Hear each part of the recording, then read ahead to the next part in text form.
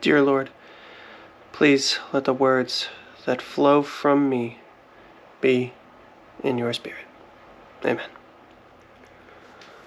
Alright guys, so I wanted to talk about a situation, I guess that you would call a transcendent experience that I had yesterday evening, and where I was just sitting here in this lovely, beautiful library that we have created for ourselves. And look at this fireplace. Isn't it beautiful? The flames are not flaming that big right now, but it's a beautiful room. Such a vibe, and I love it in here.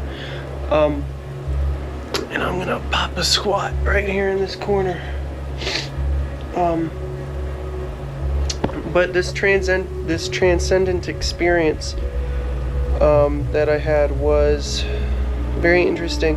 The best way I could explain it is that in a very rapid fire kind of way, I started seeing like who I was as a person and all these different situations in my past, with all the various people, how I handled it, the mistakes I made, the mistakes they've made, and this goes hand in hand with the topic of yesterday's video that I was asking you all to switch your mind and really get into a forgiveness sort of mindset. Forgive other people, forgive yourself, because we're just, humans having a human experience. So in addition to that, I had this thing where I just went through in rapid fire all the situations I'd been in the past, as I said, all the mistakes that I'd made, all the mistakes that everyone else has made, all the forgiveness that I have worked on in my life, in my journey, and it's in that forgiveness that I showed them that I was able to heal my trauma first and foremost. And as I saw that happen, and as I relived those experiences, I really started seeing myself, and the best way I can describe it is the way that God sees me, and that is just this flawed being that is trying his best and is very different from most everyone else, because and when I say he, I mean me, I show this depth of empathy that not a lot of people harbor in the current climate, unfortunately. So it's very interesting seeing myself through God's eyes and feeling that depth of love, and then from that unending stream of love being able to project that out and feel that for humanity. The best way I could say is, I've heard parents describe when they love their child, they love them unconditionally. And all I could say is that I felt that for every other person on the planet, no matter what race, religion, political ideology, wherever they landed. I just had this unending depth of empathy, even though I know most of them won't have it from me. I mean, in today's climate, being a straight white male is the equivalent of being the devil in a lot of people's eyes. So it's very interesting.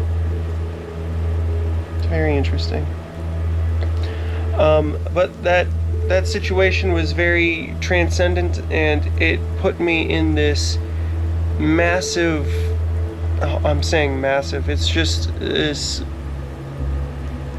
intense love. It made me go from it's almost like it was a full transition from going from mind center to heart center, and that was, and from everything that I've experienced, I don't know how in depth I've gone on my journey. I feel like I've told you all everything that I have to tell in these last few years. So, but to recap, 2022, I was really learning the law of vibration, manifestation, really getting into that mindset. and I was manifesting a fortune. And in that, I saw my etheric body standing in a dry riverbed, and I saw a dam in front of me that was cracking, and out of those cracks, money was flowing instead of water. Well, the dam broke, and it was completely like this flood of money was about to hit me. I was about to get everything that I'd wanted, and then I found myself, the next time I checked, I found myself removed. And what God told me was that I was trading in, and this was done, I guess, on the soul level, whatever you want to call it, on the spirit side, that I had made the decision to trade in earthly, physical fortune for ascendance. So I was going to ascend into, whether you want to call it the good timeline, the best timeline, whether you want to call it the 5D earth, whether you want to say you're raptured to the new earth, whatever you in your mind want to say it as. That is essentially what I was told I was going to do, and that was last year. And then I might have said it was 2022 in the beginning. It was 2023. I'm sorry, I got my years mixed up. And it was last year that this had started. And it was through that I was able to finally begin my journey to meeting Source completely. I know I've talked about that before, but I feel like this is the moment, and I've been told so many times that the end is near, the end is near, the end is near. You remember me telling you all that back in like September, right? And that was when I had started going down the apocalyptic path. But now I just, once it just kept getting staved off and more staved off and more staved off, I realized that I don't believe I was on that path, or in that timeline, however you want to think about it. But I ultimately have come to the conclusion that, I've been getting there, that the end is so close, the end is so close, you're so close. And last night, as that opened and I'm feeling all this emotion come through me, and projecting that out to everyone I've ever known, everyone who's passed on, all that stuff, I literally just had that sense that this was it. You've ascended. And maybe ascendance isn't necessarily going from a very perceptible timeline shift to a new earth where everything is hunky-dory, we have renewable energy, whatever you want to call it. But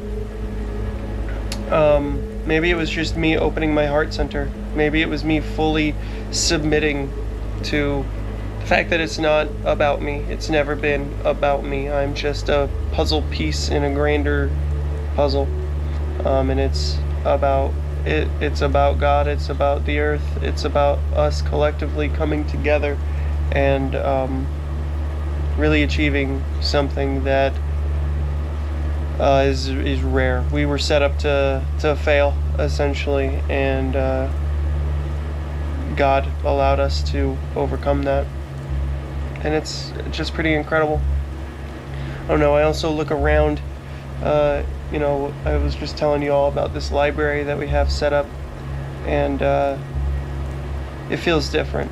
Like, I'm talking about timeline jumping, and I'm talking about renewable energy and everything, and you can get into the weeds as to how everything works when it comes to energy and power consumption and whatnot, but I've always said I don't need a lot to be happy, and I don't think owning a house is too much to ask for, especially with the way that the previous generations grew up. But I don't know. I just feel like I have a roof over my head. I own the place that I live in, and it's not perfect. There's a lot of work that needs to be done.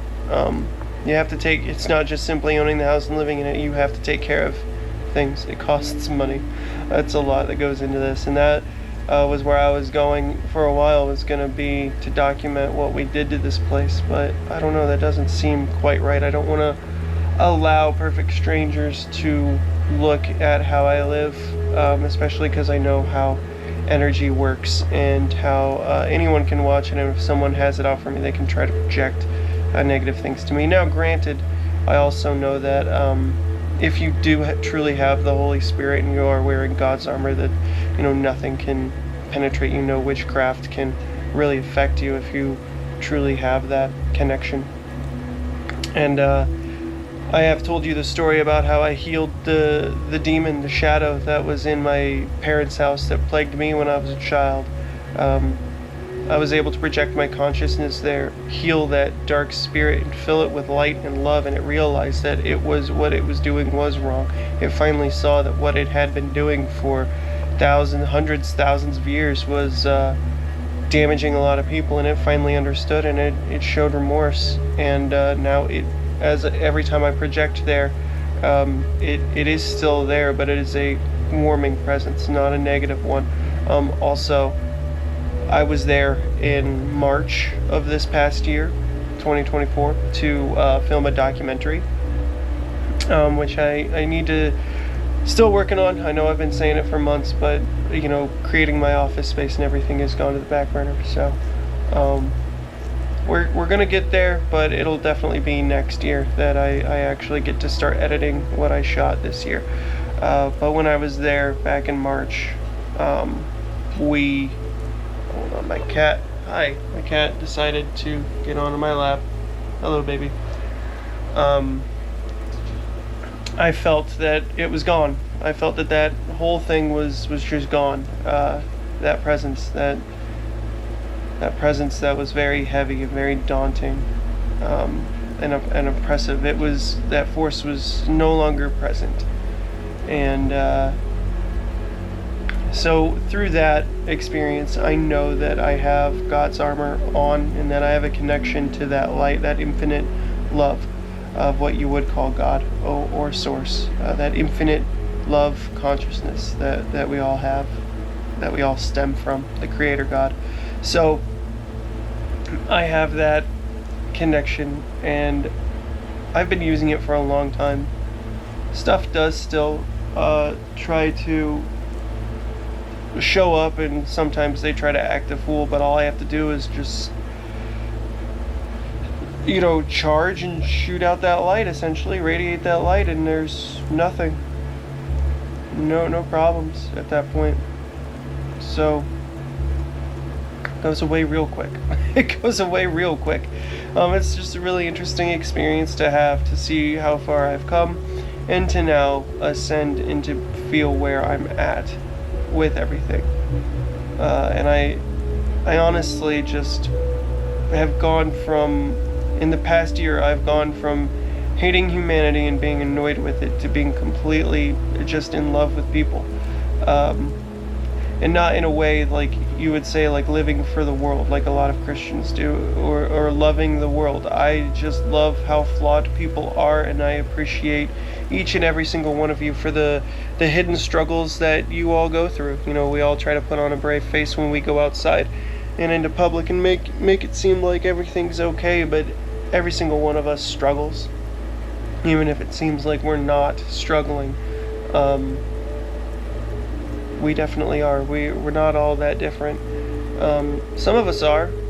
I mean, you've got psychopaths and murderers and whatnot, but I think that on a primal level, physically, we all have those emotions, but it's really just having that love center and that sort of empathy for other life that is the major difference. I'm trying not to go on a full long rant, a 40-minute rant, because I do respect y'all's time. I know that it's kind of daunting when you see a video of mine pop up and it's 40 minutes and it's just a guy in a car going on and on and on, and you're like, nope. And I know that's exactly how I would be like, nope. And I wonder why I don't get any views, but it's great. Because I'm not doing it for views necessarily. I feel fulfilled doing this. If nothing else, I can always come back and listen to the diary, if you want to call it the diary. But anyways, I wanted to come on here and tell you all about that experience and just kind of go over my story of where I was and where I'm at, and you know, just acknowledging that I have enough. Even when I didn't have this house, I really felt like I had enough when I was living in the apartment, when I was living in the townhouse in Baltimore City. I really felt like I had enough. And I just have developed this sense of gratitude that I live in a place where, you know, I can turn on the faucet and get clean water. I have everything I want at my fingertips, essentially. And I'm trying my hardest not to be lazy. I'm trying my hardest to be conscious and have accountability of what I put in my body and what I go through. Every decision I do, I'm conscious about, and it is weighted. And that's different from a lot of people. A lot of people just kind of coast. They just shut their brain off and coast and hop from one entertainment piece to the next. And that's all of our struggles. That used to be me. That did used to be me, but I've changed. And I think it comes through. And you have the capacity of change. That's why I'm doing this. So just documenting my own spiritual growth through the years and physical changes and whatnot. But either way, guys, that's gonna do it for today's video. Just know that you have the capacity to make your dreams come true. Really be conscious in the moment and focus to make that happen. Stress management, that was my mandatory reference of hope and of accountability and being conscious and all of that. Anyways, guys, thank you so much for watching. My name is Ken, aka The Phoenix. Hit that like and subscribe if you like what I'm doing here, and I'll see you next time.